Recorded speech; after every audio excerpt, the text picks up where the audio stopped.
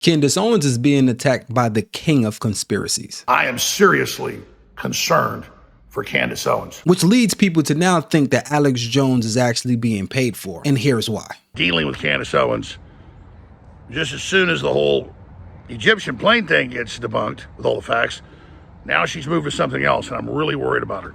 I'm worried about her and her mind, and I'm also worried about the country and where this is going. It's good to question Charlie Kirk's assassination. I have big questions. We know Cash Patel covered up an investigation into accomplices. I broke that before it hit the mainstream news. So I'm not saying don't question. He goes from not believing nothing that the feds were saying and knowing that was all BS to saying that somebody going against the grain is losing their mind. But it gets better. What I'm about to reveal, what I'm about to break down, comes from a place of love. He did pose some fair questions. First off was the Egyptian planes. And right as I'm already doing the research and others are doing the research, a researcher goes and gets the flight data, actually buys the professional grade, puts out the fact that 66% of the time she said these planes were in the United States, they were another continent, and another 60% of the time they weren't matched up to where she was. And then Candace came out a few days ago and said, yeah, she got some of that wrong. And then of course she met with Erika Kirk and thought things might be better. Another round of debunking the Egyptian planes. I want to be very clear. We discussed the Egyptian planes, and I have since worked on an incredible document about the Egyptian planes, which we are going to put up on our website, because I realized that when we shared that spreadsheet, people assumed that one of the columns, which was actually saying where the planes landed on that day, because it was plus or minus 3 days, was exactly where Erika had been on that day, and that was inaccurate. And so for clarity, I had been working on the last week on turning it into an interactive timeline that we can put up on our website, because I'm certain that these Egyptian planes are incredibly shady and that they were in fact tracking Turning Point USA, Faith, broader events. Of course, Erika was at some of them, Charlie was at some of them, but it is the pattern here is undeniable. So let the naysayers and people make videos trying to, fifth round debunk these planes. I came out 4 or 5 days ago, and so did others, with the flight logs, with the data, and said to Candace, please respond to this. And she didn't come out and say it wasn't true. So her ironclad information on that, well, wasn't that. He's not like a small guy, so therefore for her not to respond to him, he has a fair shot to say, like, listen, I did the flight logs. It does not match whatever you said it matched. Let's have a conversation about this. That's fair for him to say. But now we move right on to a new controversy. And I was talking to TPUSA the days before they were meeting in Nashville, and I said, either she's being paid by some bad groups to destabilize the Republican Party, which I don't think it is. I think she really believes what she's saying. Or she's had some type of mental breakdown, psychosis, or she just really believes all of this, but I think is somehow still delusional. And that's where things get suspicious. If Alex Jones believes that it's a cover up and nobody could be trusted and the feds are giving you BS, number one, why would you be talking to TPUSA if there's a lot of allegations about them being a part of this assassination of Charlie Kirk? We also have to understand that TPUSA lied multiple times, verified lies when it comes to Charlie Kirk. So how did you get into the conversation of talking to TPUSA and starting to talk about Candace if we know that TPUSA is going against Candace? So basically, to strike that dialogue, you're verifying everything TPUSA has lied about and say, well, that's fine, but the person that's investigating you guys is batshit crazy. That's where it gets snakish. Then Alex Jones says he can not only debunk one thing she said, but he can also debunk everything she has said. Because I could go through dozens of the things she's put out and debunk each one. So where is she now on the planes and the ironclad data and all of that? And there's so many other examples of this that we could drill into here. So Candace, I really genuinely care about you. And I really genuinely want to just ask you a question. That's something that somebody tries to do when they are attacking you and they want to act like a friend, but they're not really your friend. But even with that said, he does have a point right here when he asks an honest question. Have you seen the videos of Mr. Snow? I mean, have you seen him on podcasts talking about how his wife built a prison for him in the garage and then attacked him and broke both his thumbs and pulled his arm out of socket and mauled their son with a big dog twice? And then the police were outside and wouldn't help him. And lures me to the garage that she pre-set up to be like a like a little prison. You know, she broke the garage doors. Hoarded stuff was stacked against the windows and the other doors. And she lured me in there and attacked me. Hit me with a hammer and, break my thumbs, my feet, back of my skull.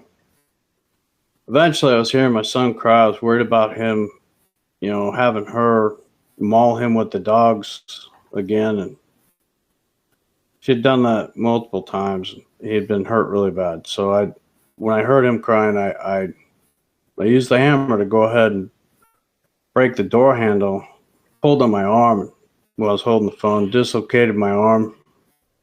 That's actually one of the surgeries. I'm still recovering from getting surgeries from it. I saw there was already cops there. They were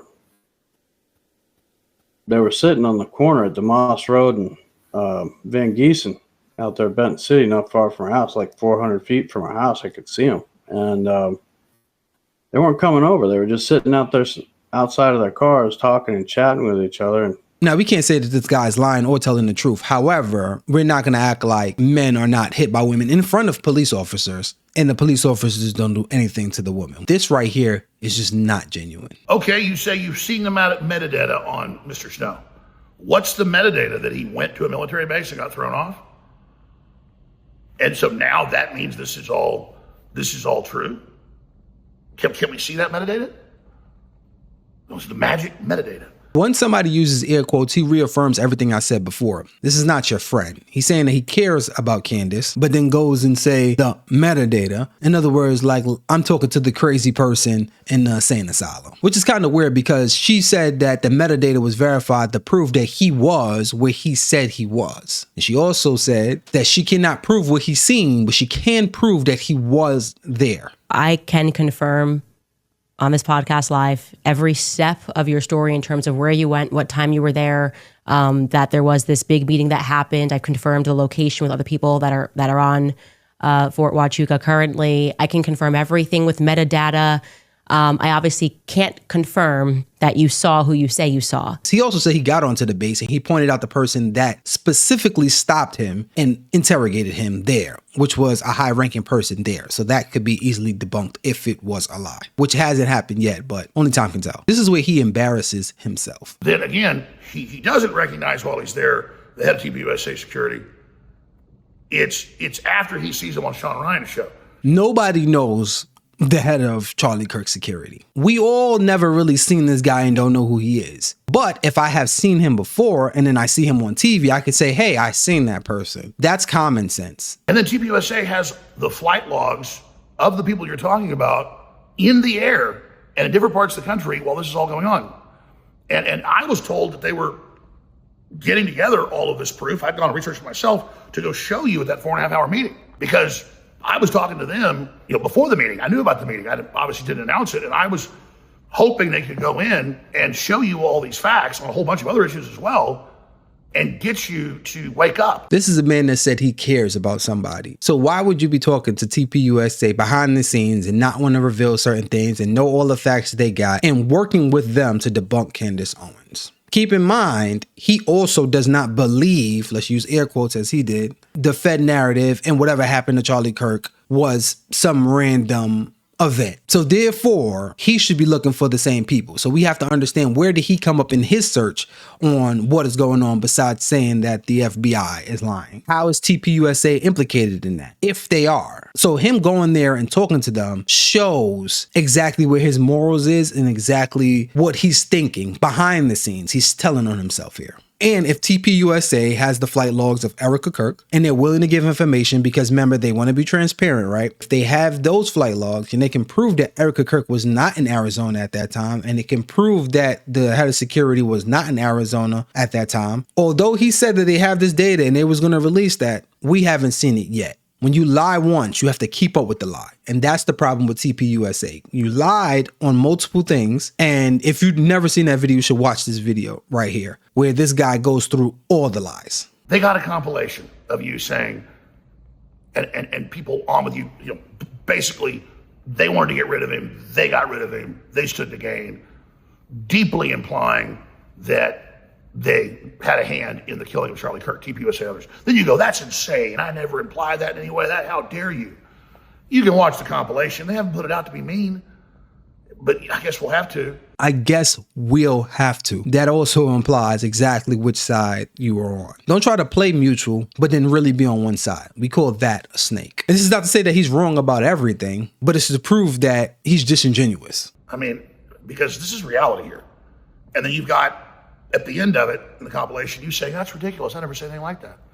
What are you talking about? What people are trying to say is that somebody from TPUSA did something to Charlie Kirk as far as pulled that trigger. And she says that's not what she believes happened. She believes that someone or people in TPUSA helped set that up. Alex Jones himself said it was extremely weird and TPUSA has something to explain when the guy took the SD card out the camera. He said that, people was stealing hats or something like that and he didn't want them to steal that. And he was like, well, you would think you would take the $10,000 camera or whatever the camera cost instead of just the SD card inside the camera if he was worrying about people stealing. Alex Jones himself said this before, but now all of a sudden he's switching. It's kind of weird. We should be able to call that out, right? When someone is going to assassinate someone political at this level, it is extremely compartmentalized and it is on a need-to-know basis, and you don't have big, giant public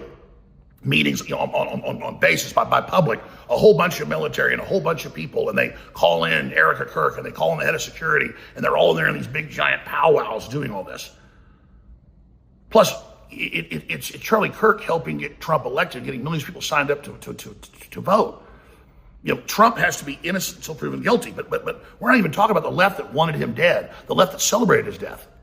And you got Kash Patel, I've confirmed with people in the White House when this happened, yelling at Tulsi Gabbard, whenever she had the intelligence of domestic groups being involved, the 10 trannies in the days before saying he'll be dead when he comes here in a few days, and the day before saying he'll be dead tomorrow, and then that day he's killed, see, we told you. Or the guy down front saying, I shot him, and he says, I did it so the shooter could get away. And then Tyler Robinson saying he did it and wearing his trans flag tie and looking so damn evil and satisfied in court, that made it so much more clear that my gut that he's involved may have had help. But obviously he had people that were aware of it beforehand.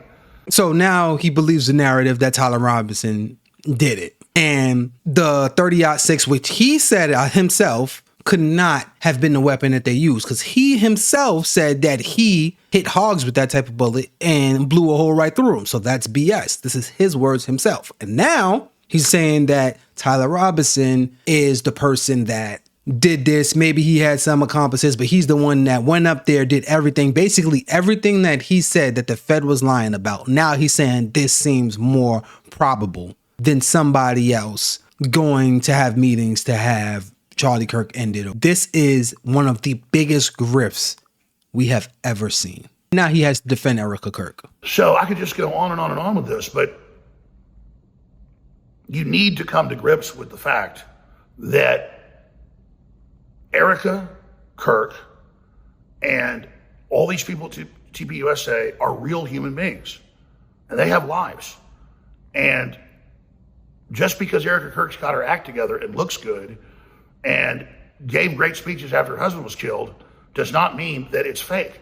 When you've been in theater your whole life, and when that's what you do, and all those things are big performances, that's making the Republicans cool, rock and roll, then you act professionally after somebody's killed. In fact, I would expect someone with her whole background in theater and the rest of it to do that. The problem isn't that people defend Erika Kirk and TPUSA. The problem is the same people that defend them don't question their lies. And if you're just innocent and you're a grieving widow and you're a company that's just grieving and you had nothing to do with it, why lie? And why have continuous lies? For his spouse to say he never texted anybody that they was going to end him. And then now when you have the meeting with Candace, which she never debunked, maybe he texted somebody that, but they text on different apps, but it wasn't, I guess, in his iMessage. So he probably didn't text from that. He probably told somebody this. And then the people that's around her in her company is the people that first-handedly said these things to Candace Owens and did not deny it.